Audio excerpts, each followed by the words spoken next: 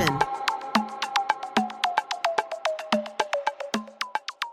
Hi, my name is Prince Smith, co-founder of Adventurous Minds. It's an animation studio based here in Phoenix, Arizona. My whole life, people keep asking me, why don't you make your own animated TV shows? That's a good question. So we did. In this series, we'll be focusing on coloring flats. Our studio likes to animate everything in Clip Studio X, not the Pro. Once you have your file open, most studios overseas like to color all their flats and all their colors under one layer to keep it simple. But I like to use multiple layers because it gives me options to change the colors if I need to do later down the road. Use your sub-viewer to select your character's colors, and as you can see, it's easier to fill in from there. Now, let's get to work.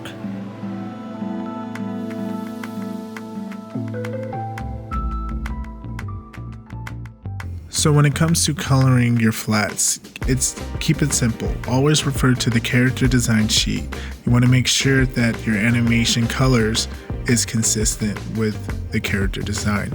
If you don't, obviously you're going to create inconsistencies later down the road as the episode or pilot continues.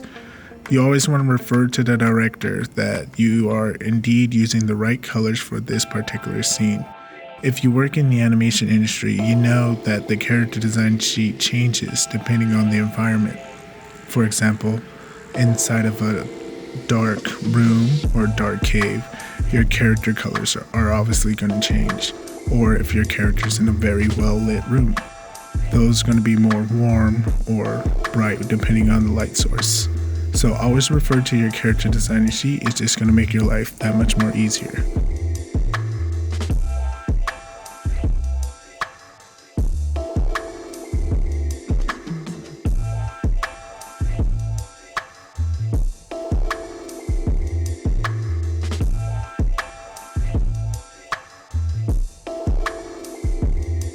Another key note that I like to do, if you're working with Clip Studio Paint, it could be the Pro or the X, you will notice that there's a layer called paper at the end. You can always change that color to a brighter color.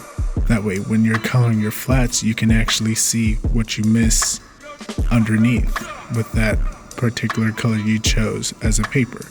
So this is really good. That way when you add in your backgrounds, you don't see the holes shining through your character flat colors.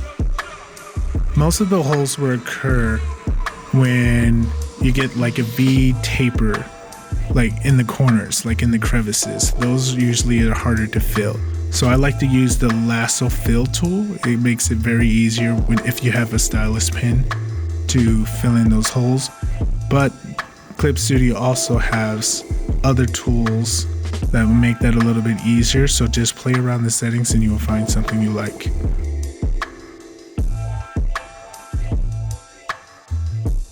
As you guys can see, I'm just doing the same steps over and over again. I'm just filling in the holes, making sure my colors are correct, and I'm doing that for each keyframe. And it's okay not to be fast when you guys are doing this. It's okay to take your time.